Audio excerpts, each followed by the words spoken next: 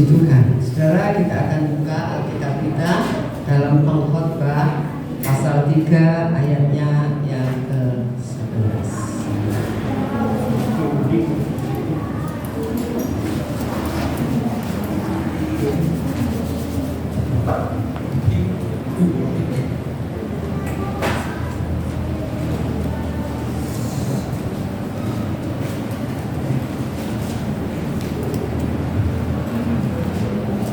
Pengkhotbah itu di belakangnya Amsal.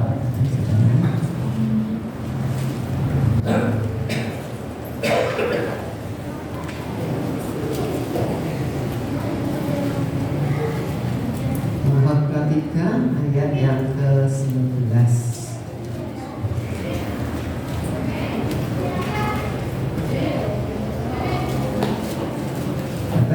Ya, yuk baca sama-sama. 2, 3. Ia membuat segala sesuatu indah pada waktunya, bahkan ia memberikan kekekalan dalam hati mereka. Tetapi manusia tidak dapat menyelami pekerjaan yang dilakukan Allah dari awal sampai akhir. Saudara, ayat ini mungkin saudara sudah hafal meskipun mungkin ayatnya lupa ya, bahwa Tuhan membuat segala sesuatu indah pada waktunya. Dengan kata lain, Tuhan itu punya waktu yang terbaik. Dan dikatakan di ayat bagian terakhir, manusia tidak dapat menyelami pekerjaan yang dilakukan Allah dari awal sampai akhir. Boleh dikatakan apa yang dilakukan Allah atau apa yang dilakukan Tuhan itu menjadi satu misteri bagi kita. Ya, kita tidak ngerti apa maksudnya. Nah, saudara, seringkali ketika kita menghadapi masalah atau banyak masalah, maka mulai timbul di dalam pikiran kita, di dalam benak kita muncul. Saudara, ketika saudara mungkin berdoa, ketika mungkin ada yang berpuasa, ya saudara, mulai muncul dalam pikiran kita, kapan ya doaku ini dijawab? Kapan Tuhan itu menjawab doaku? Kapan masalah yang aku hadapi ini selesai? Bahkan ada orang yang mengalami masalah satu belum selesai, muncul masalah berikutnya. Satu masalah selesai, muncul masalah berikutnya, saudara. Nah, kadang kita merasa kok Tuhan itu tidak peduli dengan kita, ya. Kok Tuhan itu terlambat menolong saya rasanya. Karena kita kan selalu maunya cepat, kan betul ya? Maunya cepat, saudara ya, mau cepat. Tapi kita tahu firman Allah berkata, Ia membuat segala sesuatu itu indah pada waktunya. Dengan kata lain, Tuhan bekerja tepat pada waktunya. Tuhan bukan waktu kita. Nah, saudara, kita akan melihat, saudara, beberapa poin kita akan belajar ya, saudara. Karena Tuhan itu tidak pernah terlambat dan Dia punya waktu yang tepat. Nah, ini yang mesti digoreskan di hati kita supaya kita tidak berpikir yang bukan-bukan tentang Tuhan, tidak berpikir yang tidak-tidak. Bahkan ada banyak orang bisa mencurigai Tuhan, kecewa kepada Tuhan karena ini, saudara, gak pernah ngerti bahwa Tuhan itu tidak pernah terlambat dan Dia punya waktu yang tepat. Ya, nah sekarang kita akan belajar. Jadi apa yang harus saudara dan saya ingat ketika kita menghadapi masalah di dalam hidup kita? Masalah apa saja? Ya, masalah itu kan banyak ya, saudara ya. Bisa soal keluarga, bisa soal pekerjaan, bisa soal ekonomi, ya banyak hal lah. Bisa dengan tetangga mungkin ya, saudara, banyak hal. Nah, kita yang harus ingat saat kita menghadapi masalah supaya kita tidak berpikir kok masalah ini tidak selesai-selesai, kapan doa kita ini dijawab dan lain sebagainya. Yang pertama yang kita harus ingat yaitu waktu Tuhan bukan waktu kita. Itu yang kita harus ingat. Waktunya Tuhan berbeda dengan waktu kita. Ya, saudara. Kita akan lihat coba Mazmur 27 ayat yang ke-14. Mazmur 27 ayat 14. Mazmur 27 ayat 14.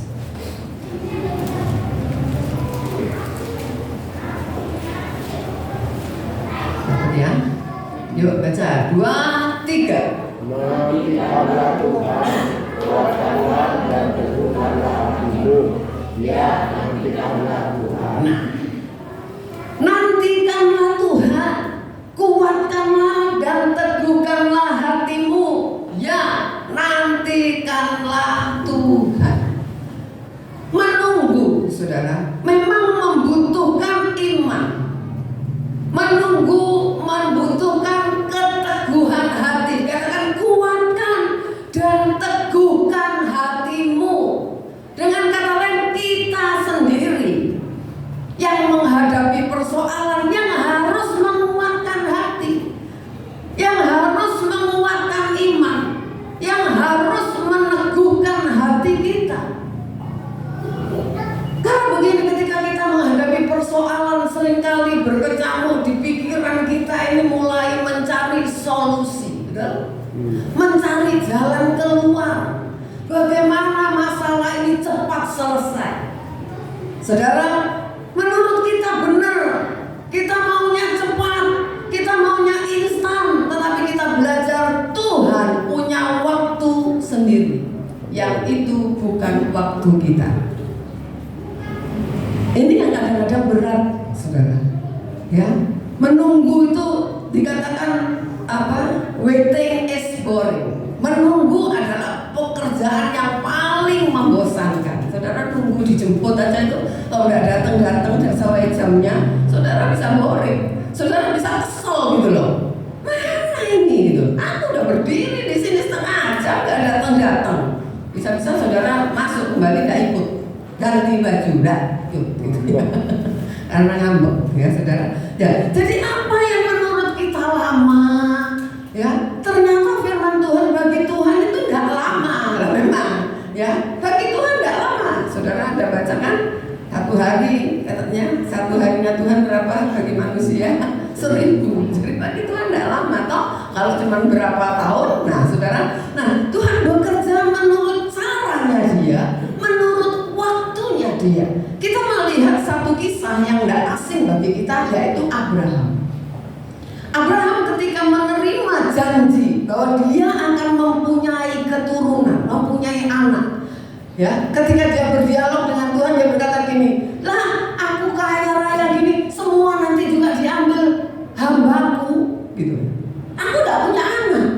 Tapi Tuhan bilang, Tuhan ajak dia, lihat tuh atas bintang di langit, pasti di laut begitu nanti keturunanmu. Ya, saudara, dia disuruh hitung bintang, saudara. Nah, jadi ketika umur 75, dia menerima janji. Abraham menerima janji dari Tuhan. Nah, saudara, sebagai manusia, kita tahu tambah umur tambah tua. Secara logika tambah mustahil, betul nggak? Orang nggak punya anak sampai lah umur 50. Nah, sudah kehilangan pengharapan kan gitu ya. Nah, ini sudah 75 tahun umur Abraham terima janji.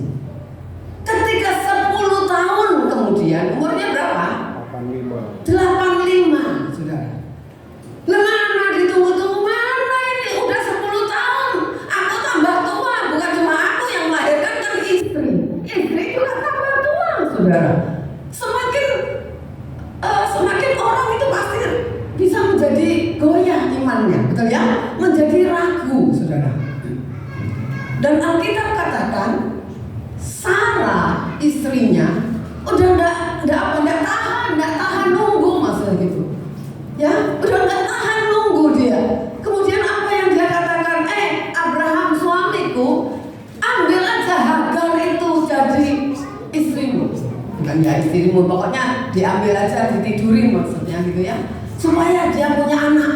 Kan dia masih muda gitu ya, kan dia muda saudara ya, masih muda. Udah benar saudara, tahun 85 dia tunggu-tunggu nggak punya anak. Tahun 86-nya, maksudnya umur Abraham, umur 86 Hagar melahirkan Ismail. Nah saudara, kita lihat ya, kita lihat Sarah sudah nggak nunggu, nggak tahan nunggu, nggak mau lagi berpegang kepada janji Tuhan, mengambil jalan pintas, memberikan budaknya yang bernama Hagar kepada suaminya. Kan banyak ya orang gitu ya, karena istri tidak punya anak, alasannya kawin lagi. Kenapa? Kamu mandul, aku pengen punya anak. Jadi minta izin kadang-kadang. Ada yang kayak kalau di yang sebelah itu kan bilang minta izin sama istri. Ada istri ya sudah ada yang memang nggak bisa. Periksa dokter mungkin udah mandul, memang nggak bisa, nggak ada sel telurnya. Ya udahlah gitu, saudara. Atau kadang-kadang bahkan yang lebih kejam dicerai kan gitu ya, saudara. Nah jadi kita melihat saudara, akibat ulah daripada Sarai atau Sarah saudara, maka keturunan Hagar dan keturunan Sarai menjadi masalah besar sampai sekarang. Saudara tahu siapa keturunan Ismail kan? Saudara tahu. Kita keturunan Isa, ya, secara rohani, saudara. Nah kita lihat jadi masalah besar. Tapi berarti dengan kata lain, kalau kita mau pakai cara kita sendiri, pakai waktu kita sendiri, kita harus menuai apa yang kita lakukan. Karena kita nggak sabar menunggu waktunya Tuhan. Kita mau cepat, kita mau instan, kita mau berpikir ini benar. Udah aku tanya teman, beberapa teman, benar ini. Langkah yang aku ambil ini benar. Menurut hatiku juga benar gitu saudara. Nah saudara, jadi kita melihat saudara ya, sorry ya.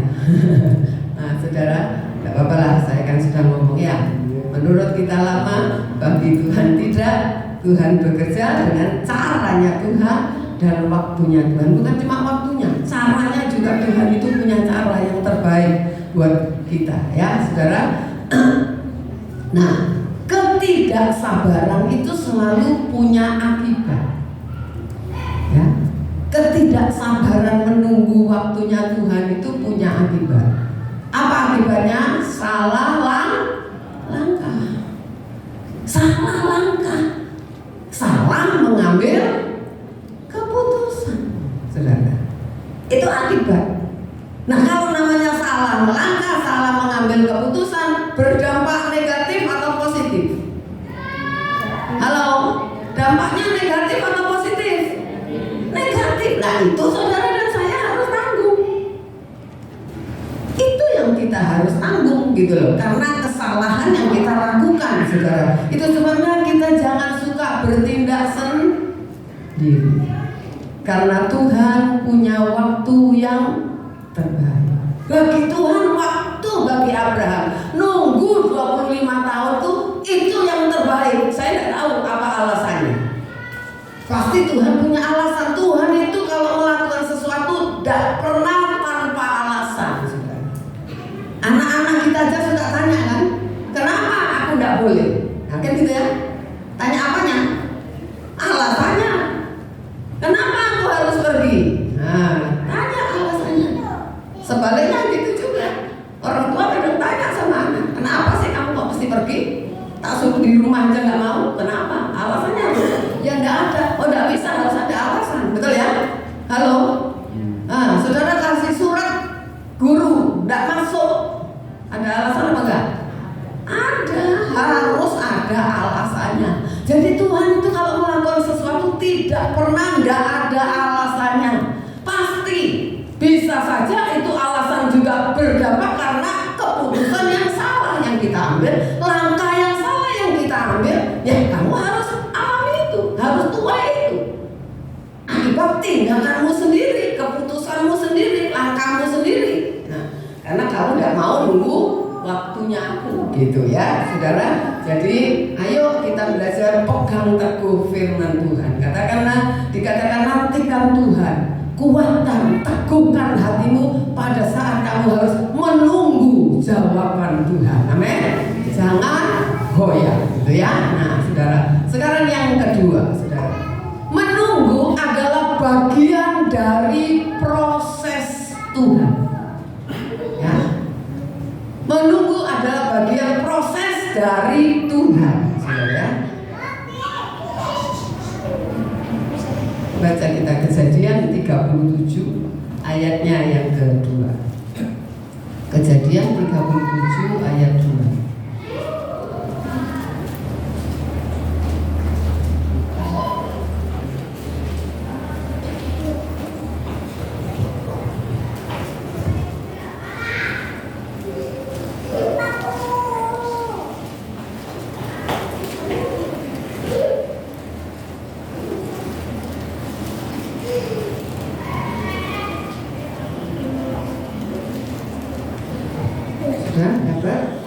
Yuk baca yuk. 2, 3. Inilah riwayat keturunan Yakub.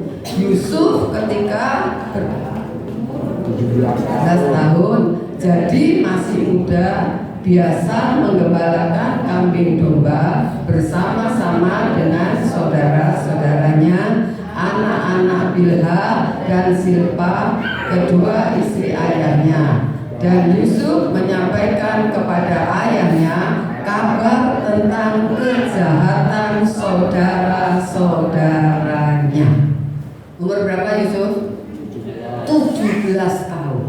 Masih muda. Ya, saudara. Jadi kita melihat, kalau kita lihat, coba ayo langsung Kejadian 41 ayat 46. Kejadian 41 ayat 46.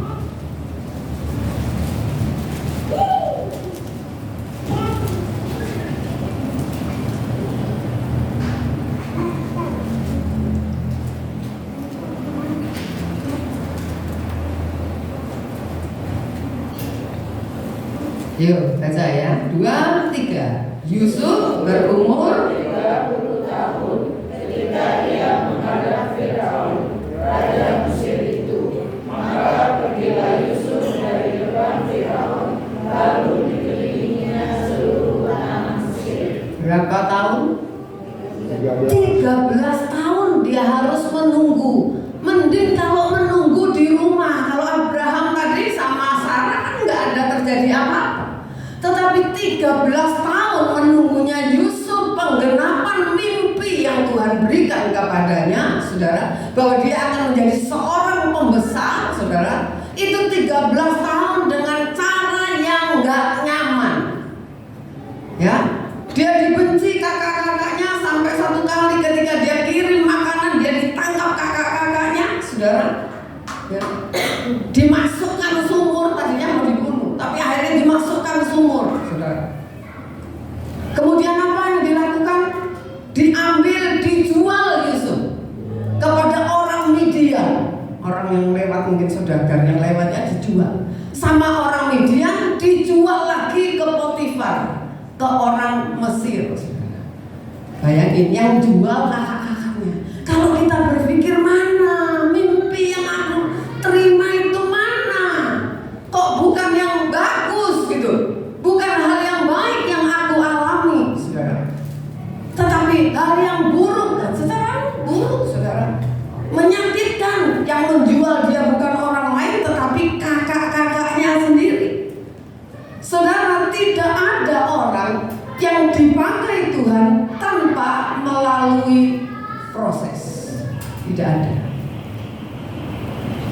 Semua orang, termasuk saudara dan saya, saudara juga butuh proses untuk dipercayakan sesuatu. Betul? Ya, saudara. Tidak ada orang yang dipakai Tuhan tanpa harus melalui sebuah proses yang namanya menunggu. Saudara memberikan pekerjaan saudara, misalnya saudara punya cuma anak 1 atau anak 2. Saudara mau kasih toko saudara sama dia. Tunggu apa enggak? Nunggu, saudara. Entahkah setelah lulus kuliah, entahkah setelah lulus SMA. Kalau anak itu tidak mau sekolah, mungkin lulus SMA saja. Dan saudara tidak langsung kasih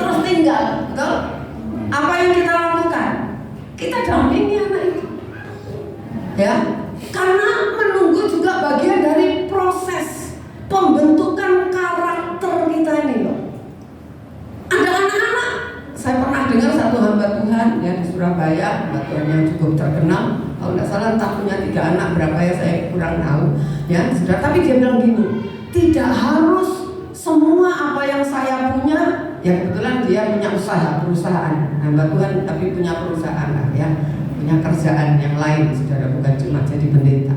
Dia bilang nggak harus apa semua aset saya misalnya dikalkulasi langsung terus dibagi 3 anak. Enggak. Dia bilang saya sudah tanamkan ke anak-anak saya sejak mereka mengerti perusahaan ini untuk anak nomor 2, bukan kamu. Jadi dari kecil. Karena papanya lihat anak ini yang bisa pegang. Kalau dipegang yang nomor 1 hancur ini. Halo. Ada orang tua bisa lihat itu nggak? Iya.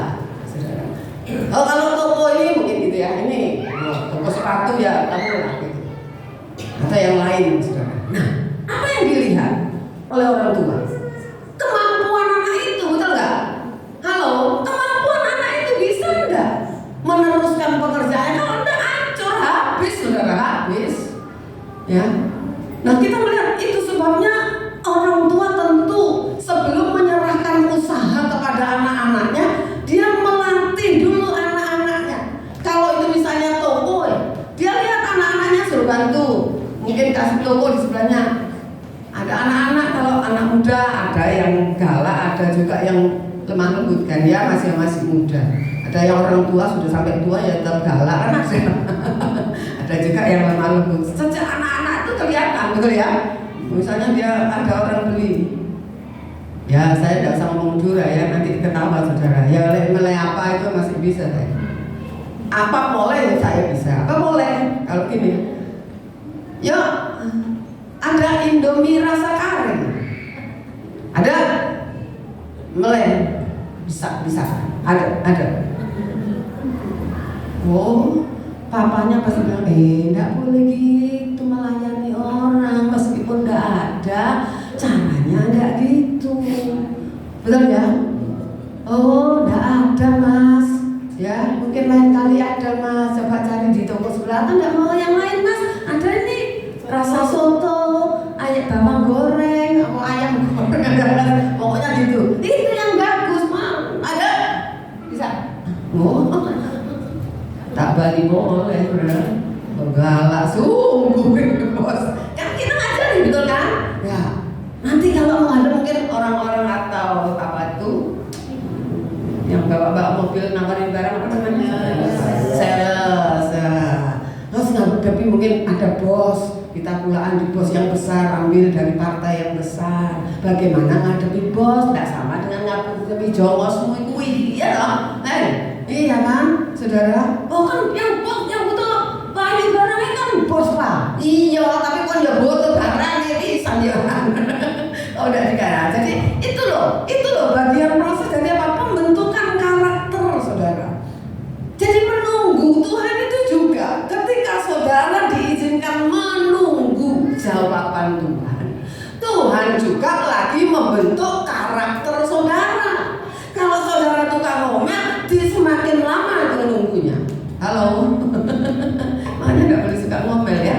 Saudara lihat bangsa Israel, gara-gara ngomel melulu, bersungut-sungut melulu, apa yang terjadi?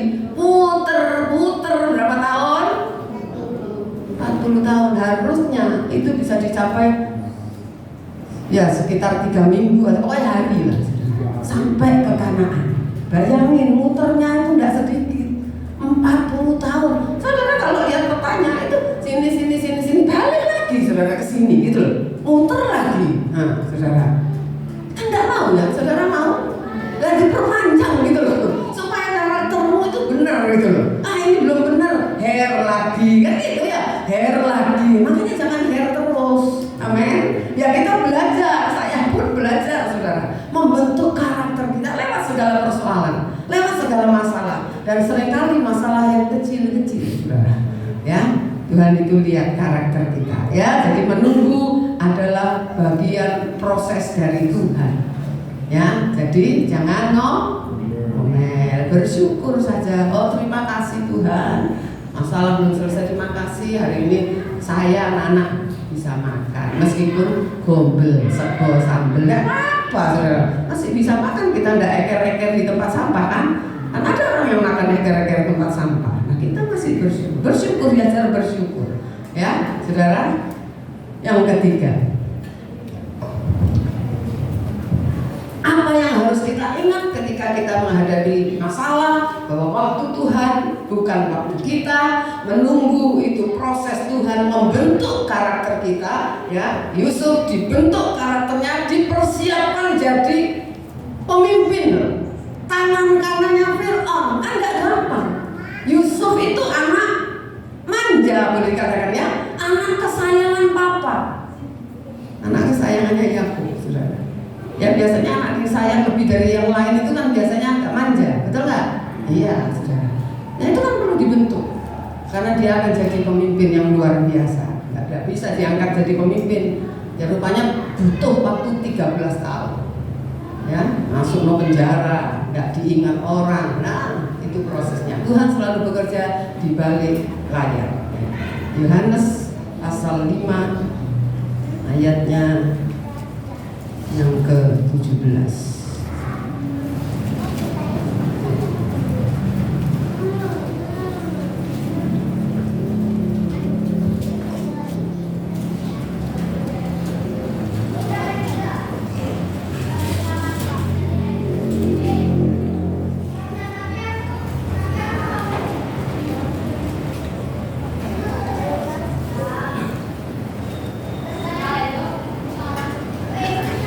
Dapat ya? Yuk baca 2, 3. Tetapi ia berkata kepada mereka, Bapakku bekerja sampai sekarang, maka aku pun bekerja juga. Saudara, Tuhan selalu bekerja di balik layar. Apa maksudnya di balik? Segala sesuatu yang terjadi di dalam kehidupan kita, semua ada dalam rencana Tuhan, ya, rencana Tuhan, saudara. Tapi jangan bilang kita berbuat dosa rencana Tuhan, bukan ya, bukan itu maksudnya. Tapi segala sesuatu tidak ada betul. Kalau toh kita jatuh, itu juga bisa dibalik oleh Tuhan menjadi rencana Tuhan. Meskipun kita harus tuai. Seringkali kita tidak melihat apa yang Tuhan kerjakan, betul nggak? Ketika kita mengalami masalah, mungkin kita sudah berdoa, berpuasa, kita bilang mana? Nggak ada titik terang gitu loh. Nggak ada titik terang bahwa masalah ini akan selesai. Ya, nggak ada titik terangnya, masalah ini akan selesai. Kita melihat, saudara, firman Tuhan katakan, Bapakku bekerja, aku juga bekerja. Jadi sampai sekarang meskipun Tuhan Yesus Bapa di surga ada di surga, dia bekerja tetap. Itu sebabnya dia ada ayat berkata, aku menyertai kamu sampai kesudahan. Berarti dia masih aktif gitu loh ya. Ini yang harus kita ingat, bahwa Tuhan itu masih aktif membackup kehidupan kita, saudara. Jadi dia tetap bekerja meskipun kita tidak lihat apa-apa, tidak melihat adanya perubahan. Kita harus ingat, Tuhan sedang menata sesuatu yang baik untuk hidup saudara dan saya. Kan dikatakan Yeremia 29 ayat 11. Ya saudara, Tuhan tidak pernah merancangkan kecelakaan, tapi merancangkan masa depan yang penuh harapan. Tetapi kenapa seringkali mungkin masa depan itu harusnya sampai di sini udah nyampe kita. Tapi karena kita ini seringkali karpe dewek, saudara, ya melakukan hal-hal ya itu tadi seperti bangsa Israel. Akhirnya karena kita menyimpang ke sana, kan namanya menyimpang ke sana tambah jauh enggak? Tambah jauh, harus kembali ke sini, saudara. Harusnya kalau kita nurut itu dekat juga, bukan jalan pintas tapi dekat gitu. Kalau mengikuti jalannya Tuhan dekat, tapi karena kita ke sana kemari, saudara ya.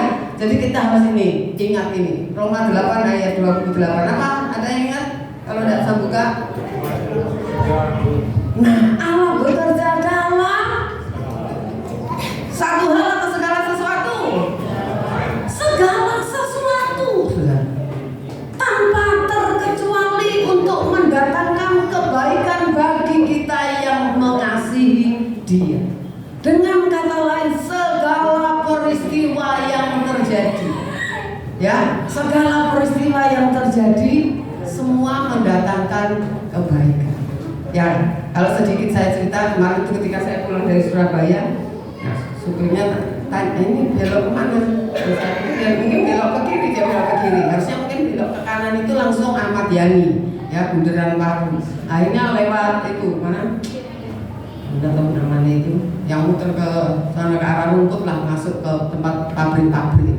Setelah kami lah masuk jalan tol, ya saudara yang keluar dari Juanda itu, kok ternyata Ahmad Yani yang daerah Bundaran Paru macet dari atas yang kelihatan. Jadi salah tadi bener sebenarnya, salah jalan tadi untuk jadi bener gitu kan, kita lihat, waduh di bawah nggak bergerak gitu loh ya. Nah jadi kesalahan itu jadi benar, bukan berarti kalau saudara salah jadi benar, bukan maksudnya. Kan bukan unsur mau sengaja salah, itu lain ya. Ketika kita salah, saudara, itu Tuhan bisa balikkan jadi hal yang baik, asal saudara bisa bersyukur, gak ngomel gitu loh. Sing salah gue kok ngomelnya ke Tuhan ya, kan gitu, saudara. Jadi kita belajar ya semua, ya segala perkara. Kalau bis kita, aduh kok nggak budal-budal gitu ya, kan bukan maunya saudara toh, naik bis kita, naik bis nih, nggak budal-budal ya, sudah percaya. Di depan mungkin sesuatu terjadi kalau saudara jalan tepat pada waktunya. Haleluya, amin. Itu bisa terjadi saudara. Mungkin mau kecelakaan kalau kamu berangkat, sepur kadang-kadang pesawat kadang-kadang delay. Ya banyak orang kan ngomel protes, ya saudara. Tapi kalau kita ingat Tuhan, saudara, semua ada kebaikan Tuhan. Siapa tahu nubruk di atas, kan nggak tahu kita, ya kan? Makanya Tuhan bikin delay. Saya ingat saudara, saya ingat ya, betul ingat ada seorang hamba Tuhan. Waktu itu dia mau naik pesawat, dia mau pelayanan kan, gitu ya. Itu pesawatnya jam 2, saudara, ya. Kemudian Roh Kudus bicara sama dia, berangkat sekarang jam 8, saudara itu. Dia protes dong, dia protes. Masih jam 2 Tuhan, loh lakukan teknik saat itu lamanya aku, ya dong saudara. Masih jam 2 tetap kuat berangkat gitu ya, tetap dia tidak mau, ya dia panggil taksi, saudara, karena dia pikir musik lama ini. Pak, sudah sarapan belum? Ayo kita sarapan. Dia tuh supaya waktunya itu udah kelamaan di bandara gitu saudara ya. Saudara sarapan nyantai makanya supaya nanti tidak lama-lama di bandara gitu. Tetap aja, ayo jalan gitu, tetap jalan saudara. Tetap aja dia. Nah akhirnya udah makan aja saudara. Itu sekitar jam 10 lebih, hampir jam 12 lah mungkin itu. Dia tahu sendiri jalan cukup macet kan kalau di Surabaya jam-jam segitu saudara, jam 11 dia jalan sampai di bandara, namanya sudah dipanggil saudara. Bapak ini ayo cepat gitu saudara ya. Ternyata jam 12 berangkat pesawatnya, dimajukan jamnya, dia lari saudara ya. Nah kan kadang dia bilang, iya Pak Janet gak nurut, tapi Tuhan ini memang ada resiko. Coba tadi, waduh bisa ketinggalan pesawat, bukan salah pesawat kan. Kalau pesawat delay gak mau ganti rugi saudara. Kalau dia jalan cepat juga gak mau ganti rugi ya. Tapi ya puji Tuhan akhirnya dia tetap bisa berangkat pelayanan. Nah itu loh, kita nggak tahu kan, kita kan nggak tahu ya, naik pesawat bisa delay, bisa lebih awal gitu. Sama semua saudara, naik bis bisa jadi gitu. Itu sebabnya Tuhan itu ya mengajar kita apa? Ucapkanlah syukur dalam segala hal. Itulah yang dikehendaki Tuhan ya. Nah saudara, jadi kita mau belajar, ayo Tuhan selalu bekerja di balik layar ya. Apa yang terjadi dalam hidup kita, segala sesuatu mendatangkan kebaikan. Itu sebabnya kita diajar untuk menyerahkan semua rencana yang saudara akan ambil, yang saudara akan putuskan untuk Tuhan terlibat di dalamnya. Karena Tuhan tahu apa yang akan terjadi jauh di depan kita. Kita tidak tahu, betul? 5 menit lagi saudara mau terjadi sesuatu, tidak tahu. Saudara, apa yang akan kita alami kita tidak tahu kok, mau 5 menit, 1 menit lagi loh. Orang misalnya tahu-tahu mau meninggal, nggak tahu dia saudara. Nah, jadi kita belajar semua mendatangkan kebaikan karena Tuhan tidak pernah meninggalkan kita. Dia selalu terlibat di dalam segala rencana kalau kita melibatkan Tuhan. Saudara aja kalau nggak dilibatkan nggak mau ikut-ikut, betul nggak? Ya. Tapi kalau untuk pekerjaan Tuhan nggak boleh begitu, saudara. Harusnya kita aktif. Apa yang saya bisa bantu? Nah, itu cocok. Tapi kalau urusan orang jangan ikut-ikut, urusan pribadi. Kalau tidak diajak terlibat. Saya pun saudara, kami pun sebagai hamba Tuhan, kalau saudara tidak ngajak terlibat urusan saudara pribadi, saya juga tidak akan terlibat. Berarti saudara tidak mau saya terlibat, kan itu. Nah, kalau saudara, tante ini gimana? Berarti mau terlibat kan? Itu, ya. Menengah, ngomong-ngomong apalagi gitu kan? Udah biarin dah, nggak usah ikut-ikut kan, gitu ya, saudara. Yang keempat, saudara, ketika waktu Tuhan tiba, semua yang terbaik terjadi dalam hidup kita. Amin, amin. Ya, saudara. Ishak adalah anak yang terbaik. Itu sebabnya namanya juga ikut. Ya, saudara. Yakub meskipun ada hal-hal yang salah, tetapi termasuk yang baik. Sebabnya dikatakan Allah Israel itu Allah apa? Allah Abraham, Allah Ishak, Allah Yakub. Bukan Allah Ismail, bukan. Ya, saudara. Ya. Ketika waktu Tuhan tiba, sesuatu yang tidak mungkin bisa menjadi mungkin. Sesuatu yang tidak mungkin bisa menjadi mungkin. Yohanes 11 ayat yang ke-21.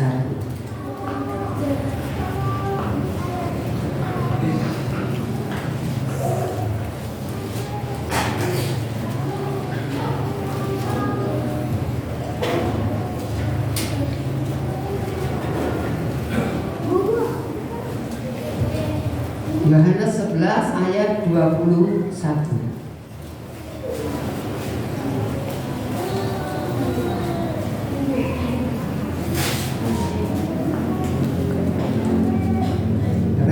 Yuk baca 2, 3. Maka kata Marta kepada Yesus, Tuhan, sekiranya Engkau ada di sini, saudaraku pasti mati. Nah, ketika Tuhan Yesus datang ke rumah Marta, Lazarus, ya, dan Maria, saudara, Marta menyongsong. Kita tahu dikatakan Tuhan Yesus ketika dikasih kabar, dia malah dikatakan menunda waktu 2 hari lamanya, dengan perjalanan untuk sana 4 hari.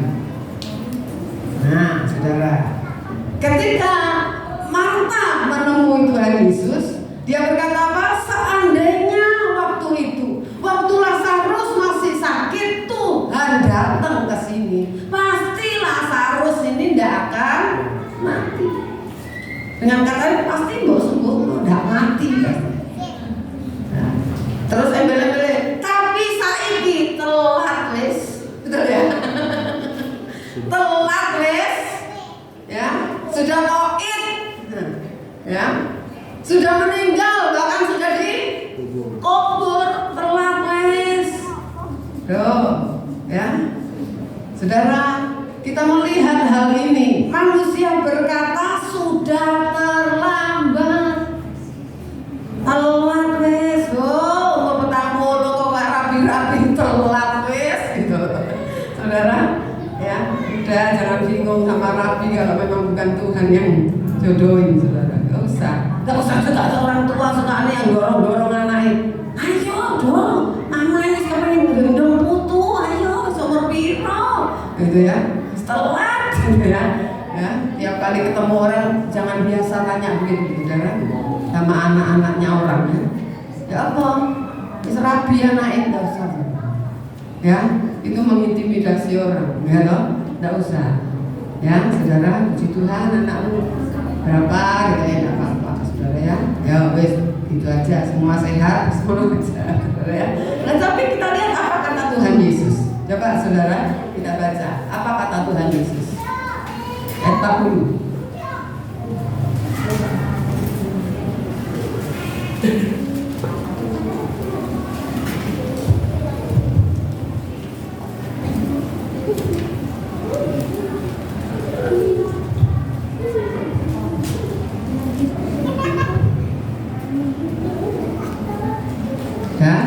Ayo baca 2, 3. Jawab Yesus, bukankah sudah kukatakan kepadamu, jikalau engkau percaya, engkau akan melihat kemuliaan Allah. akan melihat kemuliaan Allah kalau apa? Percaya. Percaya. Yang bikin kita tidak lihat kemuliaan Allah karena Tidak percaya. mungkin saudara bukan nggak percaya tapi kurang percaya. Kurang percaya itu identik dengan nggak percaya. Betul nggak? Halo? Ya kan? Kurang percaya. Saudara kalau kurang percaya akan melakukan advis dari teman? Nah. Kamu nggak enak perutnya ya? Minum ini. Oh, enggak. Tanya, saudara nggak percaya? Saudara lakukan? Enggak. Iya.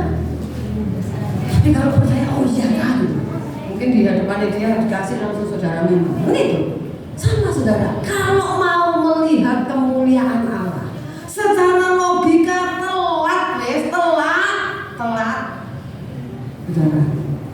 Ya. Mau bayar sesuatu, aduh, mau beli sesuatu yang saudara butuhkan yang memang urgent, saudara pikir aduh telat di sini telat. Loh, kadang-kadang kurang 1 detik itu Tuhan bisa bekerja. Amin.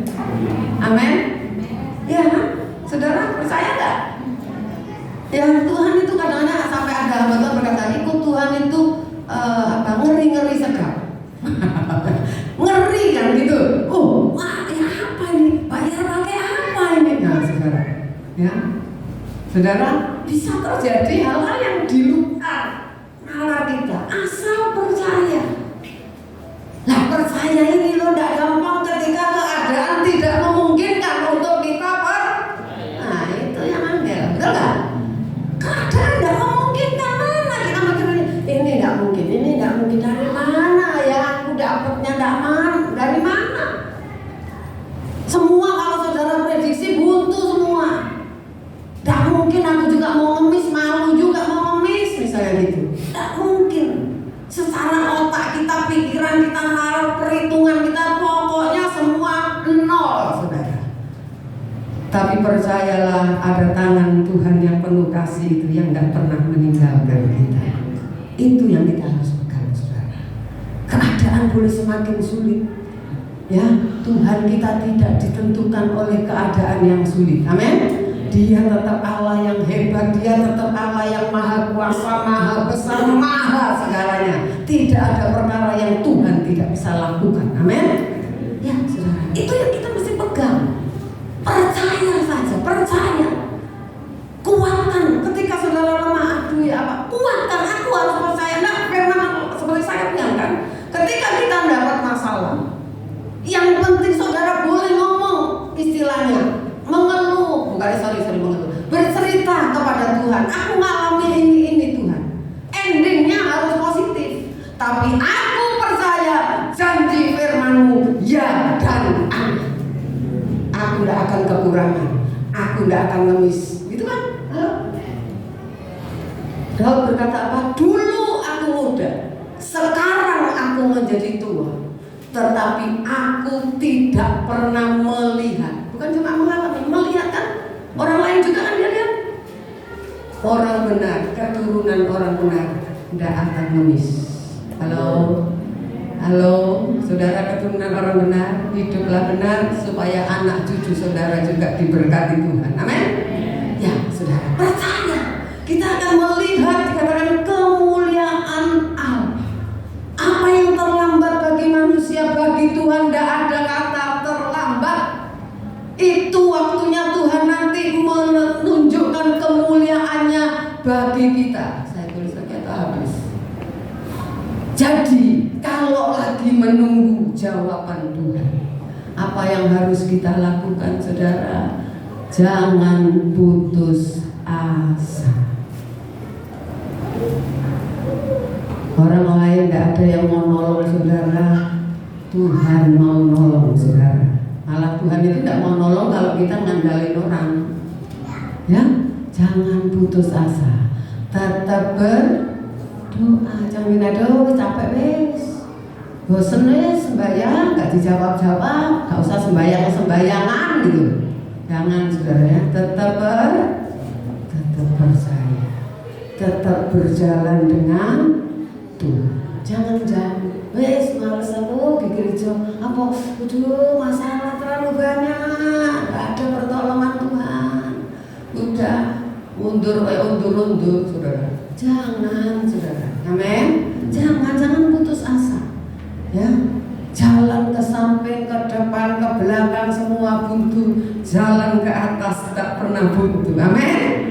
Amin. Ya, saudara sini pegang, percaya saja, maka kita akan melihat bahkan mengalami kemuliaan Tuhan. Ya, saudara, waktu Tuhan datang segala sesuatu pasti indah pada waktunya. Tuhan memberkati kita.